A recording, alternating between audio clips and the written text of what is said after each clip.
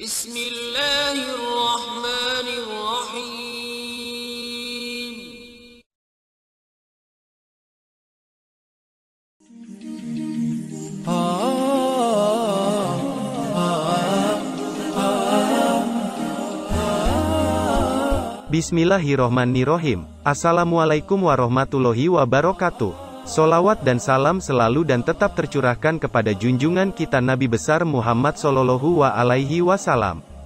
Harapan dan doa saya, semoga saudaraku semuanya selalu diberikan kesehatan, dilapangkan rezekinya, diampuni dosa-dosanya dan dipanjangkan umurnya. Amin, ya Rabbal Alamin. Sahabat beriman yang dirahmati Allah, dalam kehidupan, segala sesuatu yang berkaitan dengan jodoh, maut, dan rezeki telah digariskan oleh Allah Subhanahu wa Ta'ala kepada setiap manusia. Tugas manusia adalah melaksanakan perintah dan menjauhi larangan dari Allah Subhanahu wa Ta'ala. Diceritakan bahwa ada dua orang yang memiliki kehidupan jauh berbeda.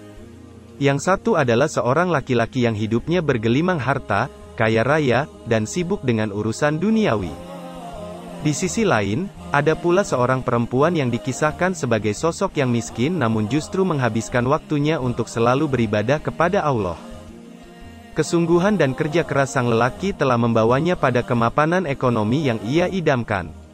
Kekayaannya ini juga membuat ia dan keluarganya merasa tercukupi karena jerih payahnya. Nasib lain dialami si perempuan miskin. Para tetangganya tak menemukan harta apapun di rumahnya, kecuali sebuah bejana dengan persediaan air wudhu di dalamnya. Bagi wanita taat ini, air wudhu menjadi kekayaan yang membanggakan meski hidup pas-pasan. Menurutnya, kesucian karena air wudhu bisa menjadikan ibadah lebih diterima dan hikmat oleh Allah. Dan karenanya menjanjikan balasan yang jauh lebih agung dari sekadar kekayaan duniawi yang fana ini.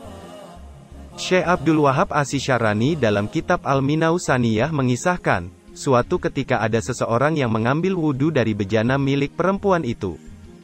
Melihat hal demikian, si perempuan berbisik dalam hati, kalau air itu habis, lalu bagaimana aku akan berwudhu untuk menunaikan sembahyang sunnah nanti malam?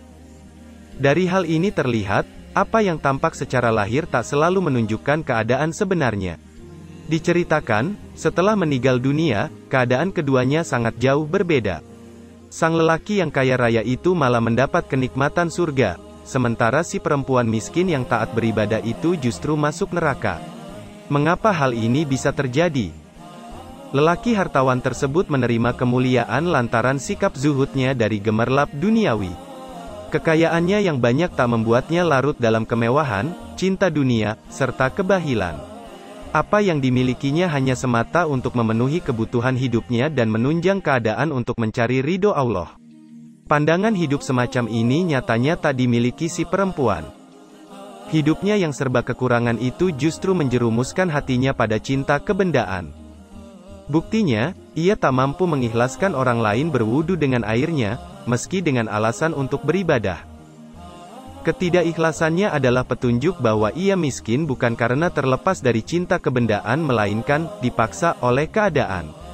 Syekh Abdul Wahab Asy-Syarani menjelaskan dalam kitab yang sama bahwa zuhud adalah meninggalkan kecenderungan hati pada kesenangan duniawi, tapi bukan berarti mengosongkan tangan dari harta sama sekali. Segenap kekayaan dunia diraih untuk memenuhi kadar kebutuhan dan memaksimalkan keadaan untuk beribadah kepadanya. Nasihat ulama sufi ini juga berlaku kebalikannya. Zuhud dan tidak zuhudnya seseorang itu bukan bergantung pada hartanya yang banyak atau sedikit, melainkan bergantung pada hatinya. Jika sikap zuhud sudah tertanam di hati dan jiwa, ketenangan lahir dan batin, serta kebahagiaan dunia, insya Allah, kebahagiaan akhirat akan kita dapatkan. Demikian kisah yang saya sampaikan, semoga bermanfaat untuk kita semua. Amin, ya Rabbal Alamin.